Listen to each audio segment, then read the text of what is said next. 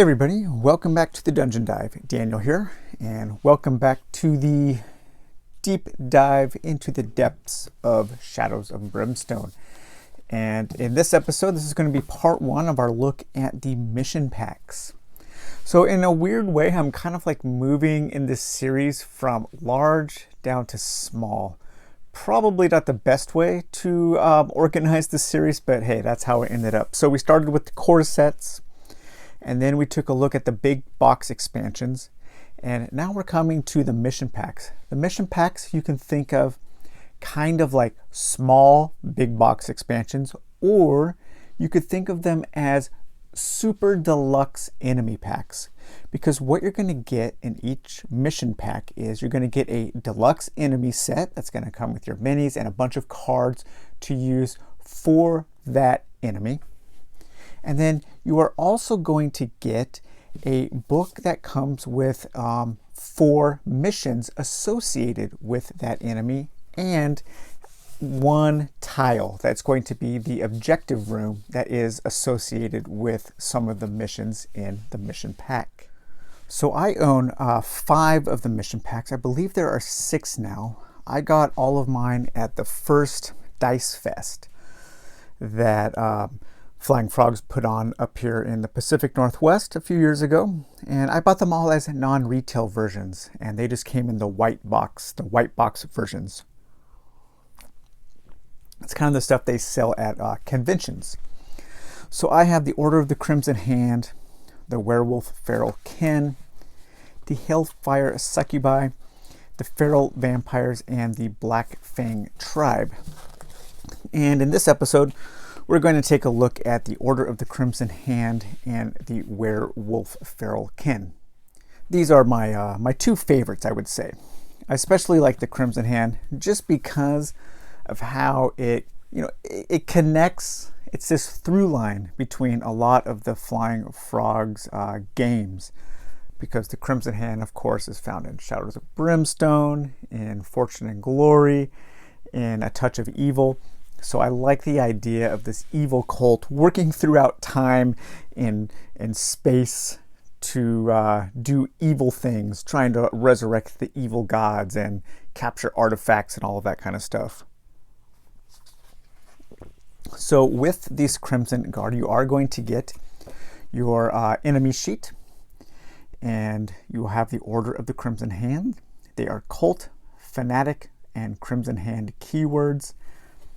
They're armed with their cult rifles. They are zealots. They have endurance 3, which means they can only take 3 hits on a single attack. And they have sacred artifacts.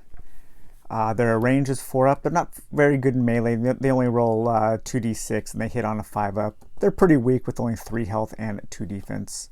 So they're not the strongest of enemies, but they are fun to kill.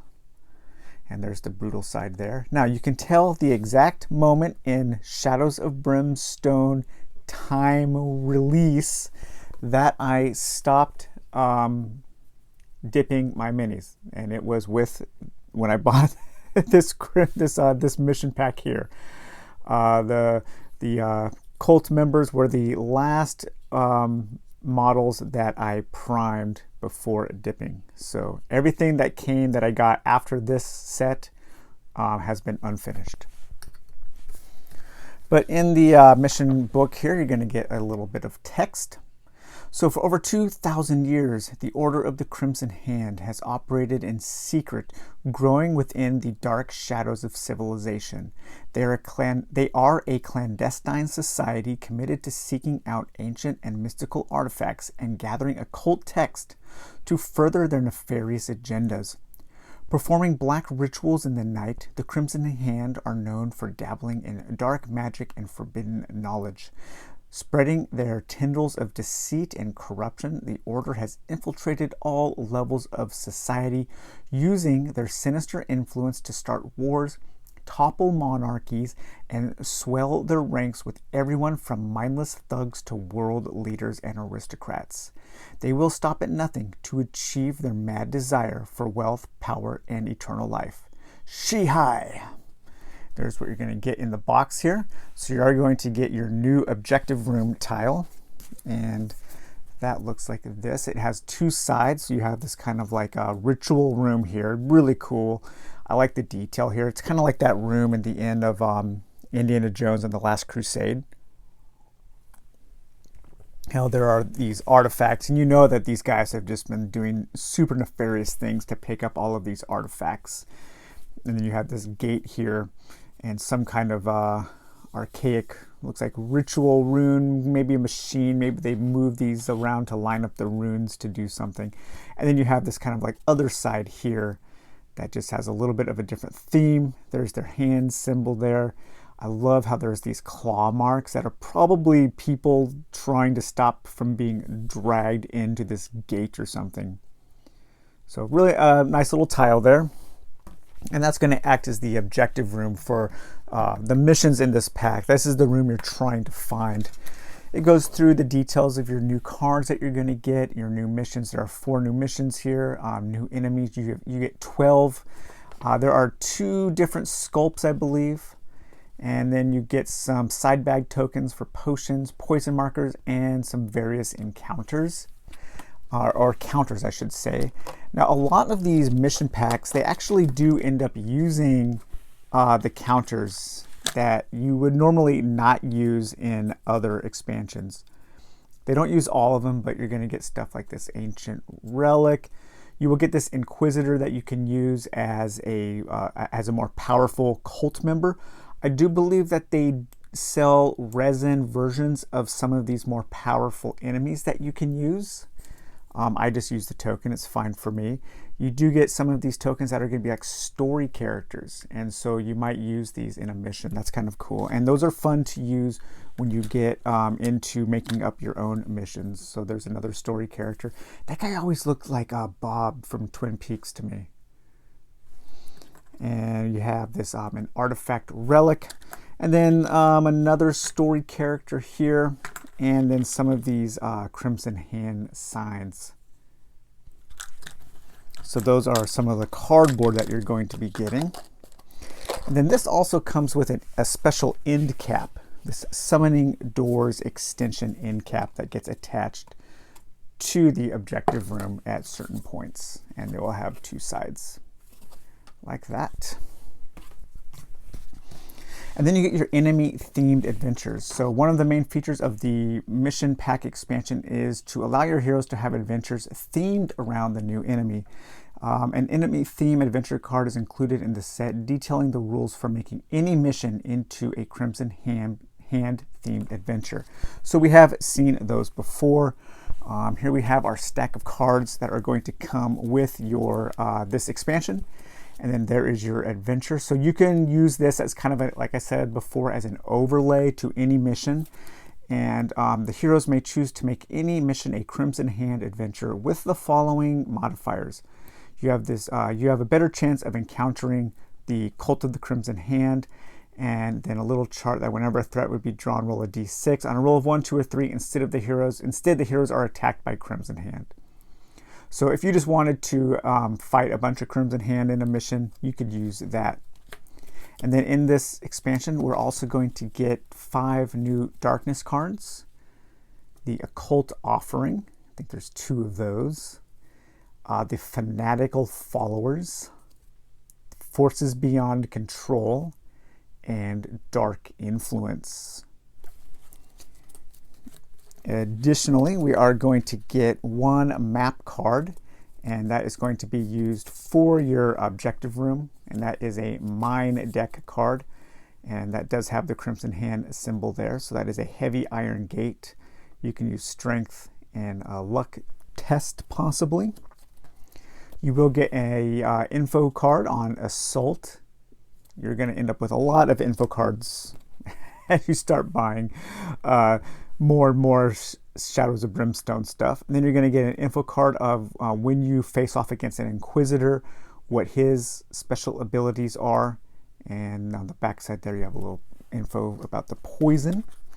You are going to get some new mine encounters, quite a few actually. Let's see, 1, 2, 3, 4, 5, 6, 7, 8, 9, 10, 11 new encounters. Now what I do with this stuff is you could mix in all of these encounters into your huge stack of encounter cards. That is totally a viable solution. But then it's going to kind of dilute this expansion, because the chances of you ever actually seeing these, even when you play this expansion, are pretty slim. So what I do is when I play one of the mission packs, I keep these separate, and then I will take these, and then I will take like 10 or so non-mission pack encounter cards and shuffle those together and make a custom deck of encounter cards, so that I have a better chance of seeing the ones that are specifically tailored for these missions. It just makes the theme a little stronger.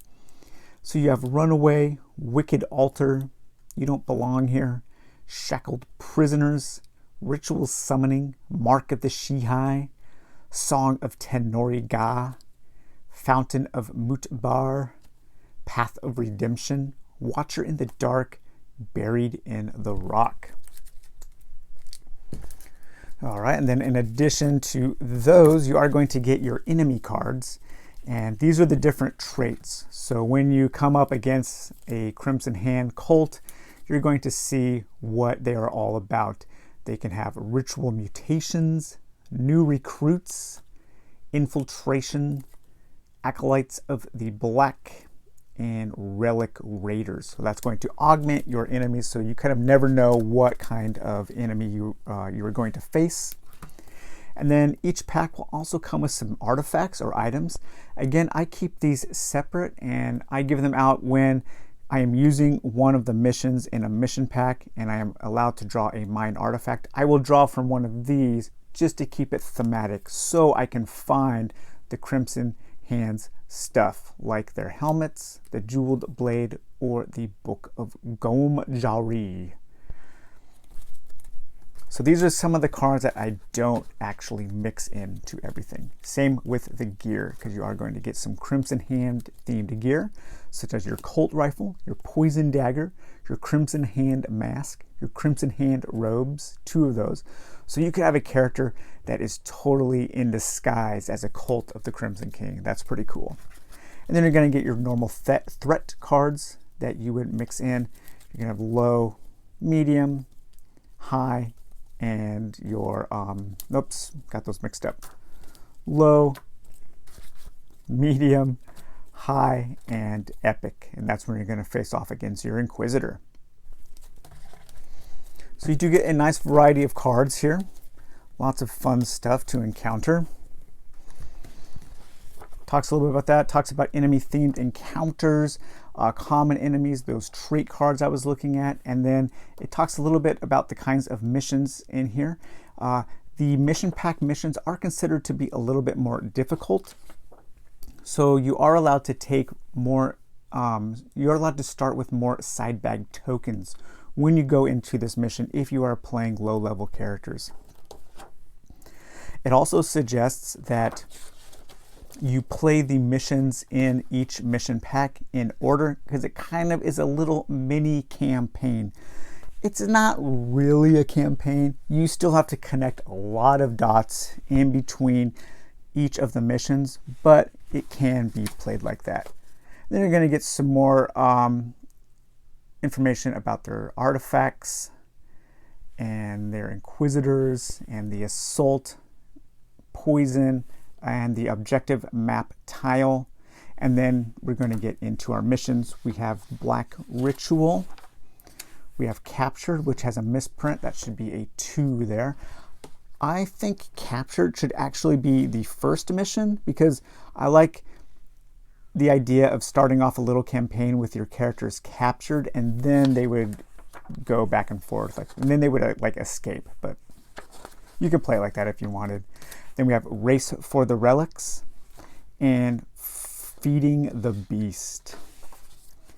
And then you're going to get your credits here. Let's see who did the illustrations. Brian Snoddy, Marius Gonzel, and Ben Wooten.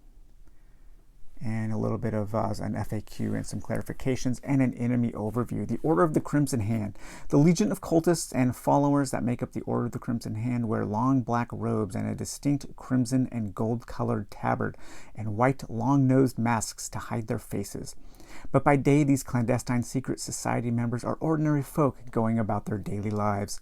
When the Crimson Hand is involved, it is impossible to know who to trust and who may be secretly working against you under the vile order's influence, or even a full-fledged member of the cult. It might have been cool to have like a traitor element involved in this expansion, where maybe one of the heroes gets recruited and you kind of have to deal with that on a mission.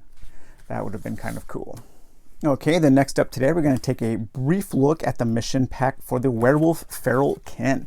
So what you're going to notice is a lot of these mission packs, they are just kind of a variation on the theme. They are very similar in a lot of ways, and basically you're just going to be fighting different monsters. So don't think of each one as being like wildly different.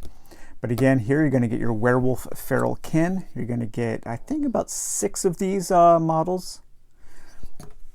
And they are beasts, werewolf. They have fear, ferocious attacks, slashing claws. So the ferocious attack, the enemy's base combat is equal to the target's hero level. So they scale with you. Slashing claws, werewolf's curse. You can actually be bitten by one of these werewolves. They have no range combat. They do hit on a 3-up and they do have a health of 14. So they're pretty beefy. No defense though. And then there is the the brutal side, 8 damage. Wow, that's huge. 6 there. Yeah, that's you don't want to get hit by a werewolf. And then here we're going to have our objective room tile that comes with this expansion here. You have one side here, kind of like a den with all these bones that they've picked clean. And then this other side here, which is really cool. I love that grate there. And like these chains. Some beast has been chained up in there, no doubt. And then I like how this is like the cycle of the moon here, the cycle of the werewolf on these stones around there. Very cool. Then you are also going to get some tokens here. So you can, like I said, get bit and get a curse of the werewolf and become a werewolf hero. So that is kind of a cool thing in this expansion. This expansion also comes with some silver bullet shot for your gunslinger character, some bleeding tokens.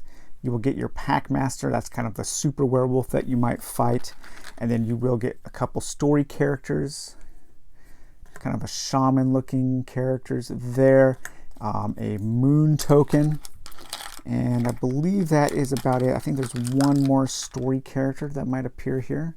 Maybe some kind of werewolf hunter or something like that. So I keep all of my tokens for each of the mission packs in their own little Tupperware there. All right, so Werewolf Feral Kin. Stalking the moonlit night, werewolves howl as they run and leap across the desert valleys, prowling the roads for runaway travelers to descend upon. A haunted and terrible form of life, the werewolf is human much of the time until gripped by the darkness within and transformed into a towering mass of muscle, fur, and razor-sharp claws. The ultimate supernatural killing machine, these creatures of the night slash and bite with a beastly rage and reckless abandon, often passing their curse on to the unfortunate souls that manage to survive being shredded by their brutal attacks. Going to get your details about your new objective room, your new cards, your new missions, new enemies, your silver bullet, a new type of special ammo included for the gunslinger hero class. So that's cool. This expansion expands the gunslinger class. I like that. Curse of the Werewolf and hero markers, a full moon story characters, and your Packmaster. And then you're going to, of course, have your cards here. You're going to have your Werewolf Adventure card in case you wanted to fight werewolves in any other mission. You're going to get your information card on becoming a werewolf hero, on having the Curse of the Werewolf and playing as a werewolf hero. That is super cool. That is a neat little touch. Info card on bleeding, an info card on your new silver bullet shot. Another info card on your Curse of the Werewolf and your Feral Packmaster. And then you're going to get 1, 2, 3, 4, 4 new darkness cards in this set. Ancient Hate, Animal Savagery, Full Moon, and Growling in the Dark. And then you are going to get a few new mine encounters.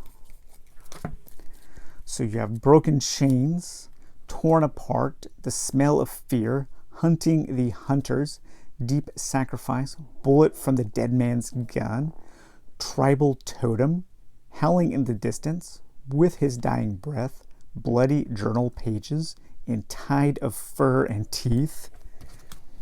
You are going to get your Werewolf Feral packs. So these are the different tribes of werewolves that you might be facing against. Moon Runners, the Scratched Badges, Children of the Moon, Brothers of the Wolf, and the Hinshaw Gang.